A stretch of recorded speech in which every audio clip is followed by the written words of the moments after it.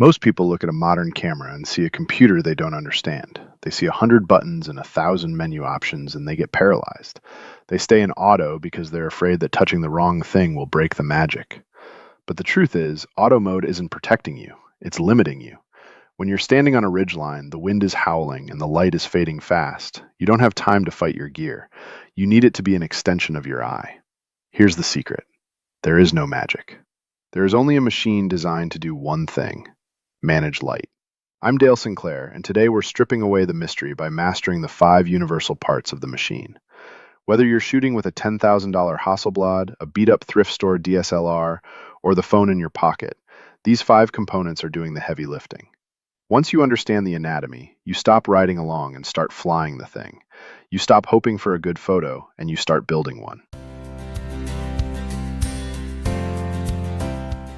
To take a photo, light has to travel through a very specific path. Think of it like a relay race. There are 5 players involved, and if any one of them drops the baton, the image fails. First, we have the lens. This is the eye. Its job is to gather scattered light from the chaotic world and focus it into a sharp, organized point. In technical terms, it's an optical assembly, but in the field, it's your perspective. It determines how much of the scene you see. If you've ever seen a photo that looks flat and lifeless, it often starts right here, at the glass. The lens doesn't just show you the world, it shapes it. Inside that lens is the aperture. This is the pupil. Just like your own eye, it grows larger in the dark to let more light in, and smaller in the bright sun to protect the image. It's the first gatekeeper of light quantity, but it has a secondary, creative job. Aperture is your depth of field sculptor. It decides if the pine tree 10 feet behind your subject is a crisp, distracting detail or a soft, beautiful wash of green. Behind the lens, inside the camera body, sits the shutter. This is the eyelid. In most cameras, the shutter acts like an eyelid, closed until the moment you take the shot, keeping the camera's brain in the dark. When you click that button, it flips open for a fraction of a second. This controls time. The faster the eyelid blinks, the less light gets in, but the sharper the action. The slower it blinks, the more light you gather, but any movement becomes a blur. Then we hit the sensor. Think of this as the digital film or a bucket for light. It's a physical grid of millions of microscopic light receptors called photosites. This is where the physics of light turns into the language of data. But think back to that bucket metaphor. A bucket can only hold so much. If you let too much light in, the bucket overflows. Once it's completely full of photons, it spills over into pure, unrecoverable white.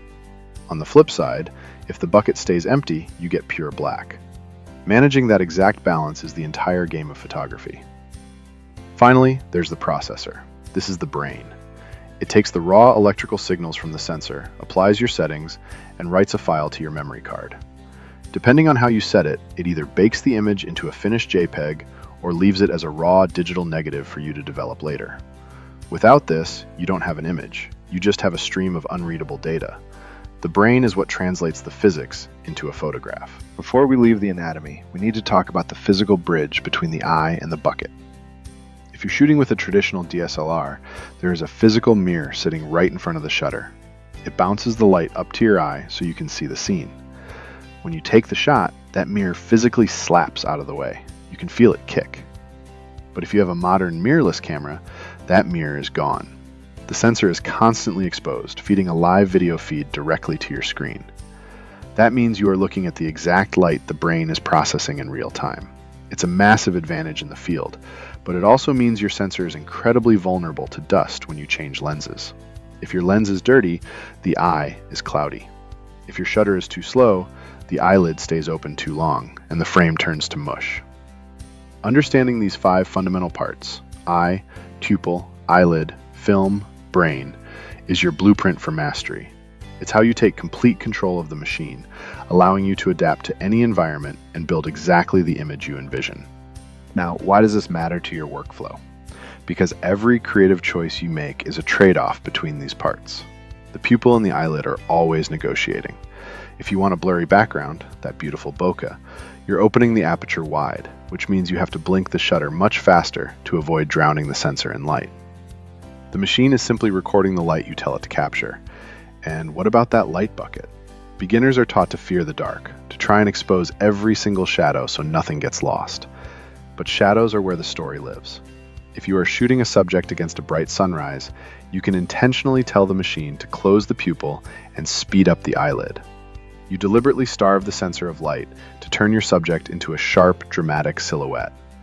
You are using the physical limits of the machine, the empty bucket, to create mood. You aren't just capturing the scene, you are commanding the light. This brings us to our professional code. At North of Wendigo, we believe in the honest frame. There is a dangerous trend right now to rely on the camera's processor, or worse, AI in post-production, to rescue a lazy capture. We hear, "I'll fix it in post," all the time. But every time you lean on software to save a terribly exposed sky or a missed focus, you are paying a resolution tax. You lose data, you lose texture, and eventually, you lose the truth of the moment. Because we understand that a camera is just a machine recording light, we respect the light that was actually there. In the studio, we might use AI to illustrate a concept, like these teaching aids you're seeing. But in the field, we don't use generative fill to add a mountain that wasn't there. If the machine didn't witness it, it doesn't belong in the frame. We fix it in the field, not in the computer. If understanding the why behind the how is making your gear feel a little less like a mystery, make sure you're subscribed. We've got a lot of ground to cover on this path. Your assignment today is a two-part anatomy audit. First, when you're back at your desk, somewhere clean and indoors, take your camera, whatever you use, and identify these parts.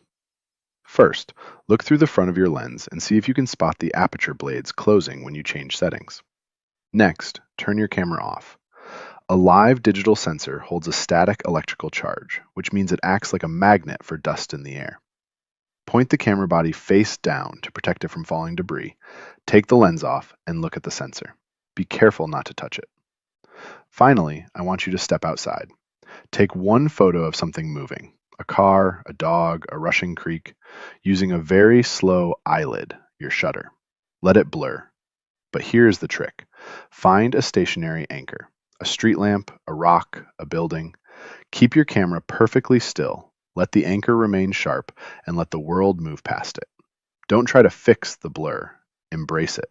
Let the motion paint across the frame. Don't look for an engineering flaw. Look for the texture of the movement against that sharp anchor. How does the machine's limitation change the mood of the shot? Upload your blurry motion shot to the gallery. I want to see you intentionally using the shutter to tell a story of motion. A camera isn't a magic box. It's a tool with a history and a very logical anatomy. When the machine stops intimidating you, it starts serving you.